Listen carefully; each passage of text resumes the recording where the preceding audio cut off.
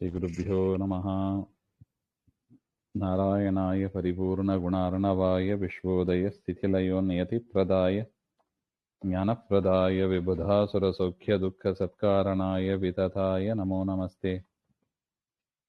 नारायणं सुरगुरुं जगदेकनाथं भक्तप्रियं सकललोकनमस्कृतं च त्रैगुण्यवर्जितं भजं विपुमाध्यमीशं वन्दे भवघ्नममरासुरसिद्धवन्द्यं।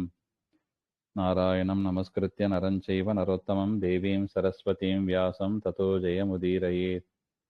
कृष्णाय वासुदेवाय हरये परमात्मने प्रणतः क्लेशनाशाय गोविन्दाय नमो नमः। ಶ್ರೀಗುರುಭ್ಯೋ ನಮಃ. ಶ್ರೀಮನ್ ಮಹಾಭಾರತ ತಾತ್ಪರ್ಯ ನಿರ್ಣಯ 3ನೇ ಅಧ್ಯಾಯದ 76ನೇ ಶ್ಲೋಕ. ಗದಾತು ವಾಯುರ್ಬಲಸಂವಿದಾತ್ಮಾ ಶಾರ್ಗಂ ಚ ವಿದ್ಯೇತಿ ರಮೈವ ಖಡ್ಗಃ ದುರ್ಗಾತ್ಮಿಕಾ ಸೈವ ಚ ಚರ್ಮನಾಮ್ನಿ ಪಂಚಾತ್ಮಕೋ ಮಾರುತ ಏವ ಬಾಣಃ. ಹಿಂದೆ ಹೇಳಿದರು, ಚಕ್ರಕ್ಕೆ ದುರ್ಗಾದೇವಿ, ಶಂಖಕ್ಕೆ ಶ್ರೀದೇವಿ ಹಾಗೆ ಅಂತ, ಪದ್ಮಕ್ಕೆ ಭೂದೇವಿ ಹಾಗೆ ಅಂತ. ಇನ್ನು ಉಳಿದ ಆಯುಧಗಳ ವಿವರವನ್ನು ಕೂಡ ಪ್ರಸಂಗ ಬಂತು ಅಂತ ಅದನ್ನು ತಿಳಿಸ್ತಾ ಇದ್ದಾರೆ. ಗದಾತು ವಾಯು ಬಲಸಂವಿದಾತ್ಮ, ಬಲಜ್ಞಾನ ಸ್ವರೂಪರಾದ ವಾಯುದೇವರು ಗದೆಯ ರೂಪದಲ್ಲಿ ಇದ್ದಾರೆ ಹಾಗೆ ಅಂತ.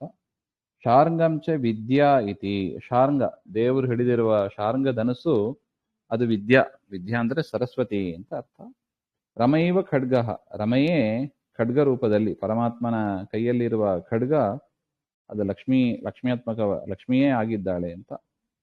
ದುರ್ಗಾತ್ಮಿಕಾ ಸೈವಚ ಚರ್ಮನಾಮ್ನಿ ಹಾಗೆ ಅಂತ.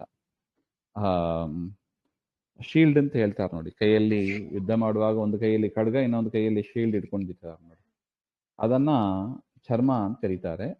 ಅದು ದುರ್ಗಾ ರೂಪದಲ್ಲಿ, ದುರ್ಗೆಯೇ ಚರ್ಮವಾಗಿ ಇದ್ದಾರೆ. ಪರಮಾತ್ಮನ ಕೈಯಲ್ಲಿ ಇರುವ ಚರ್ಮಕ್ಕೆ ಅಭಿಮಾನಿ ದುರ್ಗಾ ಅಂತ.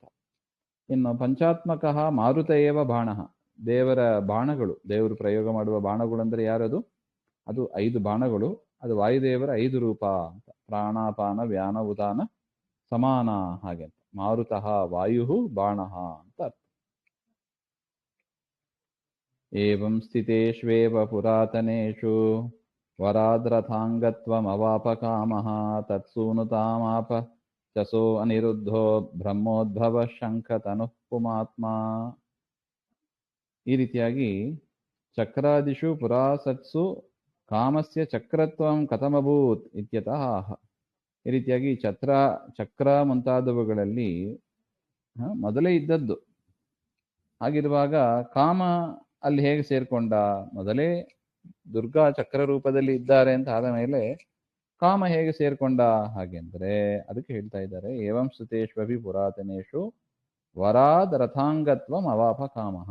ವರದಿಂದ, ಪರಮಾತ್ಮನ ಅನುಗ್ರಹದಿಂದ ಅವರಾದರು ಹಾಗೆ ಅಂತ. ಕಾಮನು ಕೂಡ ಚಕ್ರಕ್ಕೆ ಅಭಿಮಾನಿ ಆದರು ಹಾಗೆ.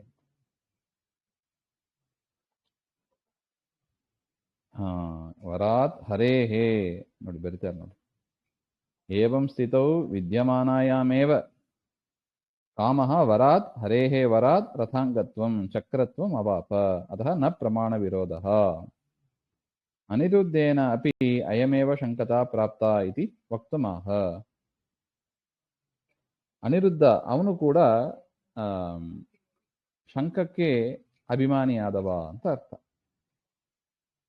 ಯಾರವನು ಹಾಗೆಂದರೆ ಯಹ ಪೂರ್ವಂ ಬ್ರಹ್ಮೋದ್ಭವ, ಬ್ರಹ್ಮದೇವರಿಂದ ಹುಟ್ಟಿ ಬಂದವ ಅನಿರುದ್ಧ. ಸಹ ಅನಿರುದ್ಧ ತತ್ಸೂನುತಾಂ ಅಂದ್ರೆ ಕಾಮನ ಮಗ, ಕಾಮನ ಮಗನೇ ಅನಿರುದ್ಧ. ಅನಂತರಂ ಕಾಮಾದುತ್ಪನ್ನ ಸಹ ಏವ ಪುಮಾತ್ಮ ಪುರುಷ ಜೀವಾಭಿಮಾನಿ, ಪುರುಷ ಜೀವಕ್ಕೆ ಅಭಿಮಾನಿ ಆದವನು ಕೂಡ ಅನಿರುದ್ಧ. ವರಾತ್ ಶಂಕತನುಹು, ಪರಮಾತ್ಮನ ವರದಿಂದ ಅವನು ಕೂಡ ಶಂಖಕ್ಕೆ ಅಭಿಮಾನಿಯಾದ ಅಂತ ಅರ್ಥ. ಹೇಗೆ ಕಾಮ ಚಕ್ರಕ್ಕೆ ಅಭಿಮಾನಿಯಾದ ಪರಮಾತ್ಮನ ವರದಿಂದ, ಅದೇ ರೀತಿಯಾಗಿ ಕಾಮನ ಮಗ ಅನಿರುದ್ಧ ಅವನು ಕೂಡ ಶಂಖಕ್ಕೆ ಅಭಿಮಾನಿಯಾದ ಅಂತ ಅರ್ಥ. ತಾವೇವ ಜಾತೋ ಭರತಶ್ಚ ನಾಮ್ನಾ ಶತ್ರುಘ್ನ ಇತ್ಯೇಷ ಚ ರಾಮತೋನು ಪೂರ್ವಂ ಸುಮಿತ್ರಾ ತನಯಶ್ಚ ಶೇಷಃ ಸ ಲಕ್ಷ್ಮಣೋ ನಾಮ ರಘುತ್ತಮಾತನು. ಏವಂ ಪ್ರಾಸಂಗಿಕಂ ಸಮಾಪ್ಯ, ಈ ರೀತಿಯಾಗಿ ಪ್ರಸಂಗ ಬಂತು ಅಂತ ಆಯುಧ ವಿಚಾರಗಳನ್ನೆಲ್ಲ ಹೇಳಿ, ಕಾಮ ಅನಿರುದ್ಧಯೋ ಅವತಾರಮಾಹ, ರಾಮಾಯಣ ಕಾಲದಲ್ಲಿ ಯಾರಾಗಿ ಹುಟ್ಟಿದರು ಇವರು?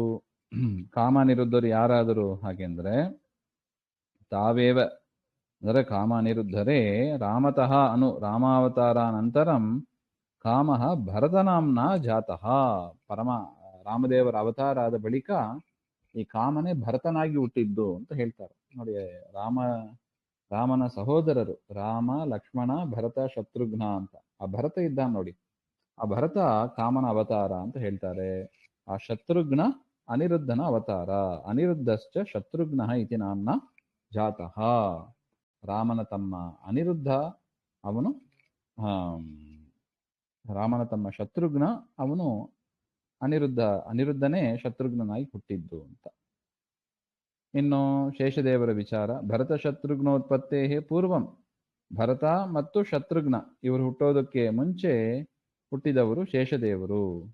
ಸುಮಿತ್ರಾ ತನಯ, ಸುಮಿತ್ರೆಯ ಮಗನಾಗಿ, ಸುಮಿತ್ರಾ ಅಂದ್ರೆ ದಶರಥಸ್ಯ ಭಾರ್ಯ, ದಶರಥನ ಮಡದಿ ಸುಮಿತ್ರೆ, ಅವರಲ್ಲಿ ಲಕ್ಷ್ಮಣನಾಗಿ ಶೇಷದೇವರು ಅವತಾರ ಮಾಡಿದರು. ರಘುತ್ತಮಾತನು ಜಾತಃ, ಪರಮಾತ್ಮ ರಾಮಾವತಾರ ನಂತರ, ಅದರ ರಾಮನ ನಂತರ ಹುಟ್ಟಿದವರು ಲಕ್ಷ್ಮಣ. ಹಾಗೆ ಅದರಿಂದ ಕ್ರಮ ಹೇಗೆ? ರಾಮ, ಲಕ್ಷ್ಮಣ, ಭರತ, ಶತ್ರುಘ್ನ. ಹಾಗೆ ಅನೇನ ಆದೌ ರಾಮ ಪ್ರಸೂತಃ, ಮೊದಲು ಅವತಾರ ಮಾಡಿದವ ರಾಮ, ತತಃ ಲಕ್ಷ್ಮಣ, ತದನಂತರ ಅವತಾರ ಮಾಡಿದ್ದು ಶೇಷದೇವರು ಲಕ್ಷ್ಮಣನಾಗಿ, ತದನಂತರ ಭರತ, ತದನಂತರ ಶತ್ರುಘ್ನ.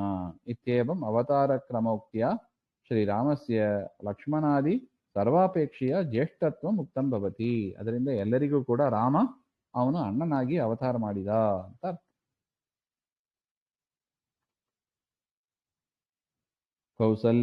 ಕೌಸಲ್ಯಕಾ ಪುತ್ರ ಉರುಕ್ರಮೋಸೌ.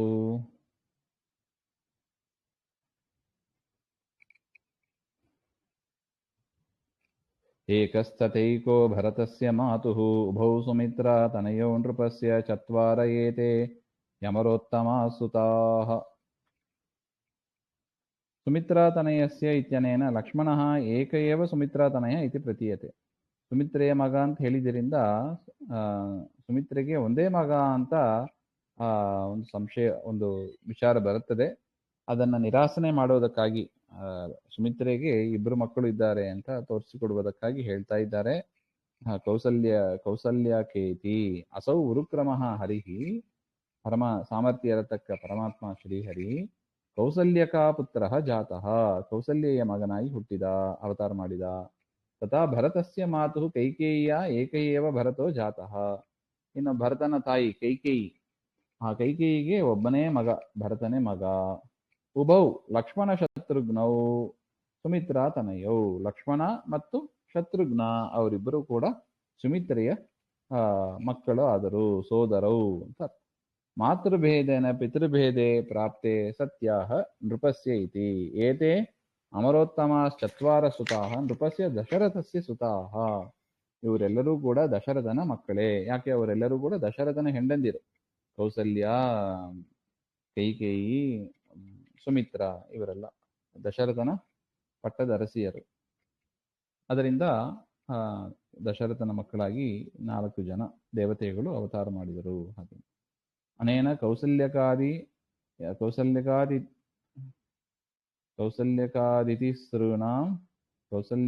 ತಿಸೃಣಾಂ ದಶರಥ ಭಾರ್ಯಾತ್ಮ ಇತ್ಯುಕ್ತಂ ಭವತಿ.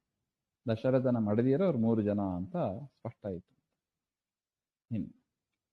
ಸಂಕರ್ಷಣಾದ್ಯೈಸ್ತ್ರಿಭಿರೇವ ರೂಪೈಃ ಆವಿಷ್ಟ ಆಸೀತ್ ತ್ರಿಷುತೇಷು ವಿಷ್ಣುಃ ಇಂದ್ರೋಂಗದೇ ಚೈವ ತತೋಂಗದೋ ಹಿ ಬಲೀನಿತಾಂತಂ ಸ ಬಭೂವ ಶಶ್ವತ್.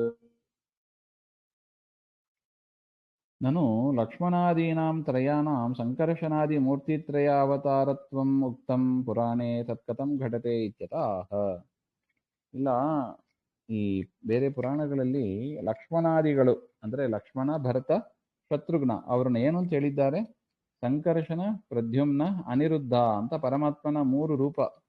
ಆ 3 ರೂಪದ ಅವತಾರ ಅಂತ ಹೇಳಿದ್ದಾರಲ್ಲ, ಅದೇನ್ ಕೂಡ್ತದೆ ಹಾಗೆ ಅಂತ ಪ್ರಶ್ನೆ. ಅಂದ್ರೆ ಪರಮಾತ್ಮನ 4 ರೂಪ, ಅನಿರುದ್ಧ, ಪ್ರದ್ಯುಮ್ನ, ಸಂಕರ್ಷಣ, ವಾಸುದೇವ ಅಂತ ಪರಮಾತ್ಮ ಆದಿಯಲ್ಲಿ ಸ್ವೀಕಾರ ಮಾಡಿದ 4 ರೂಪ. ಆ 4 ರೂಪವೂ ಕೂಡ ರಾಮಾಯಣ ಕಾಲದಲ್ಲಿ ಪರಮಾತ್ಮ ಆ 4 ರೂಪದಿಂದಲೂ ಅವತರಿಸಿದ್ದಾನೆ. ವಾಸುದೇವ ಯಾರು? ರಾಮ. ಸಾಕ್ಷಾತ್ ರಾಮನೇ, ಆ ವಾಸುದೇವನೇ ರಾಮನಾಗಿ ಅವತಾರ ಮಾಡಿದ್ದು ಅಂತ ಹೇಳ್ತಾರೆ. ಇನ್ನು ಶೇಷ, ಕಾಮ, ಅನಿರುದ್ಧೇಶು. ಶೇಷ, ಕಾಮ, ಅನಿರುದ್ಧ ಇವರು ಮೂಲ ರೂಪದಲ್ಲಿ ದೇವತೆಗಳಲ್ಲಿ ಸಂಕರ್ಷಣ, ಪ್ರದ್ಯುಮ್ನ, ಅನಿರುದ್ಧಾನಾಂ ಅಂತರ್ಯಾಮಿ ರೂಪತ್ವೇನ. ಆ ಶೇಷ, ಕಾಮ, ಅನಿರುದ್ಧ ಅವರ ಅಂತರ್ಯಾಮಿ ರೂಪ ಯಾವುದು? ಬಿಂಬರೂಪ ಸಂಕರ್ಷಣ, ಪ್ರದ್ಯುಮ್ನ, ಅನಿರುದ್ಧ. ಅಂದ್ರೆ ಶೇಷನ ಒಳಗೆ ಸಂಕರ್ಷಣ, ಕಾಮನ ಒಳಗೆ ಪ್ರದ್ಯುಮ್ನ, ಅನಿರುದ್ಧನ ಒಳಗೆ ಅನಿರುದ್ಧ ರೂಪಿ ಪರಮಾತ್ಮನೇ. ಮೂಲ ರೂಪದಲ್ಲಿ ಅವರೇ ಅಂತರ್ಯಾಮಿಯಾಗಿ ಬಿಂಬರೂಪಿಯಾಗಿ ಇರೋದು. ಅವತಾರದಲ್ಲೂ ಕೂಡ ಹಾಗೇ ಆಯಿತು ಅಂತ ಹೇಳ್ತಾರೆ. ತದ ಅವತಾರೇಶ್ವಪಿ ಲಕ್ಷ್ಮಣಾದಿಶು ತದ್ರೂಪ ವಿಶೇಷ ಸನ್ನಿಧಾನ ಸದ್ಭಾವಾತ್. ಆ ಭರತ, ಲಕ್ಷ್ಮಣ, ಭರತ, ಶತ್ರುಘ್ನ ಇವರಲ್ಲಿ ಸಂಕರ್ಷಣ, ಪ್ರದ್ಯುಮ್ನ, ಅನಿರುದ್ಧ ರೂಪಿ ಪರಮಾತ್ಮನ ಒಂದು ಆವೇಶ ಇದೆ ಅಂತ ಹೇಳ್ತಾರೆ. ಅದೇ ತರ ಏವಂ ವೇಷಸ್ಯ ಅಂಗದ ಅಪಿ. ಇಂದ್ರನ ಆವೇಶ ಎಲ್ಲಿದೆ? ಅಂಗದನಲ್ಲಿ ಇದೆ ಹಾಗೆಂತ. ವಾಲಿಯ ಮಗ ಅಂಗದ ಅಂತ ಬರ್ತಾ ನೋಡಿ, ಅವನಲ್ಲೂ ಕೂಡ ಇಂದ್ರನ ಆವೇಶ ಇದೆ. ವಿದ್ಯಮಾನತ್ವಾದ್ ಸ್ವಸಮಾನಾದಪಿ ಸುಗ್ರೀವಾದ್ ಬಲಾಧಿಕತ್ವಂ ಜ್ಞಾತವ್ಯಂ ಇತ್ಯಾಹ ಇಂದ್ರ ಇತಿ. ಸುಗ್ರೀವನಿಗಿಂತ ಬಲ ಜಾಸ್ತಿ ಇದೆ ಅಂಗದನಿಗೆ. ಯಾಕೆ? ಇಂದ್ರನ ಸನ್ನಿಧಾನ ಇರುವುದರಿಂದ. ನ ಕೇವಲಂ ವಿವಿಧೇ ಇಂದ್ರ ಆವಿಷ್ಟ ಕಿಂತು ಅಂಗದೇಚ ಇತ್ಯರ್ಥ. ಮೊದಲೇ ಹೇಳಿದ್ದಾರೆ, ಅಶ್ವಿನಿ ದೇವತೆಗಳು ನಲಕೂಬರ, ಮಣಿಗ್ರೀವ ಅವರೇ ಮೈಂದ ವಿವಿಧರಾಗಿ ಹುಟ್ಟಿದರು ಅಂತ. ಆ ವಿವಿಧನಲ್ಲೂ ಇಂದ್ರನ ಆವೇಶ ಇದೆ ಅಂತ ಹೇಳಿದರು. ಮತ್ತು ಇಲ್ಲೂ ಕೂಡ ಅಂಗದನಲ್ಲಿ ಇಂದ್ರನ ಆವೇಶ ಇದೆ ಹಾಗೆಂತ. 2 ಕಡೆ ಇಂದ್ರದೇವರು ಆವೇಶ ಇದ್ದು ಪರಮಾತ್ಮನ ಸೇವೆಯನ್ನ ಮಾಡ್ತಾ ಇದ್ದಾರೆ ಹಾಗೆಂತ. ಏನ್ಸ ಬರುತ್ತದೆ ಮತ್ತೆ ನೋಡೋಣ. ಶ್ರೀಮಧ್ವಾಂತರ್ಗತ ಶ್ರೀಕೃಷ್ಣ ಅರ್ಪಣಮಸ್ತು. ಶ್ರೀ ಹರೇ ನಮಃ.